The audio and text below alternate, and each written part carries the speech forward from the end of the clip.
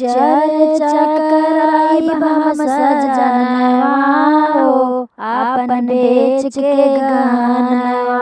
चर्चा कराइब हम सजनवा हो आपन बेच के गहनवा। बेच के गहनवा अपन बेच के गहनवा। बेच के गहनवा अपन बेच के गहनवा। शिव चर्चा में नाम लिखवाइब हो आपन बेच के गहनवा।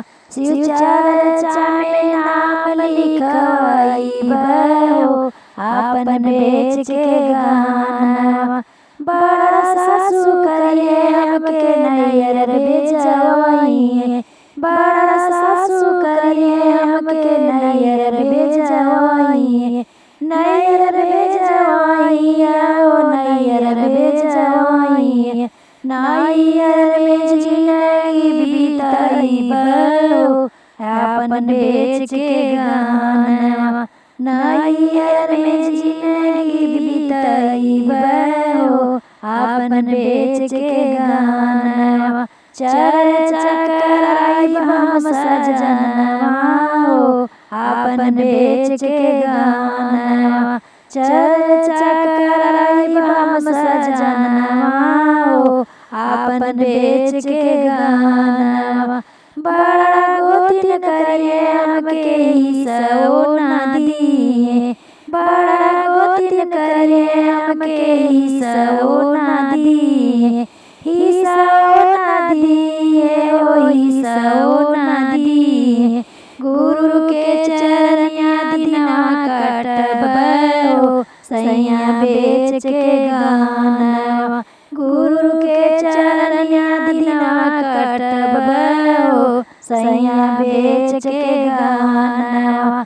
चर्चा कराइब हम सजनवा हो आपन बेच के गहनवा।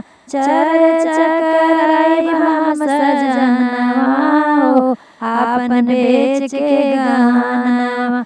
बड़ा ननद करिए हमसे मुँह ना बोलिए।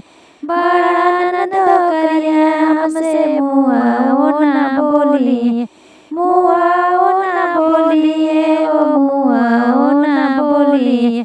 गुरु बहिना के सखिया बनाइब हो सैया बेच के गहनवा। गुरु बहिना के सखिया बनाइब हो सैया बेच के गहनवा। चर्चा कराइब हम सजनवा हो आपन बेच के गहनवा। चर्चा कराइब हम सजनवा हो आपन बेच के गहनवा। हमरो हरिंदर भैया तीन सूत्र बतवल। पहिला में दया मैया दूसरा में चर्चा तीसरा में नाम शिव प्रणामवा हो सैया बेच के गहनवा।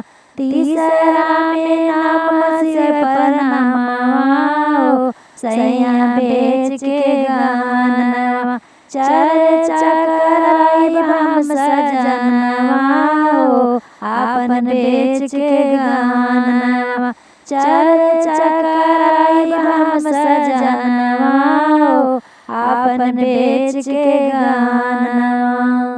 अगर आपको हमारा गाना अच्छा लगे तो हमारे चैनल को लाइक, शेयर एंड सब्सक्राइब जरूर करें और बेल आइकन प्रेस करें जिससे कि हमारे गाने का नोटिफिकेशन आपको सबसे पहले मिल सके।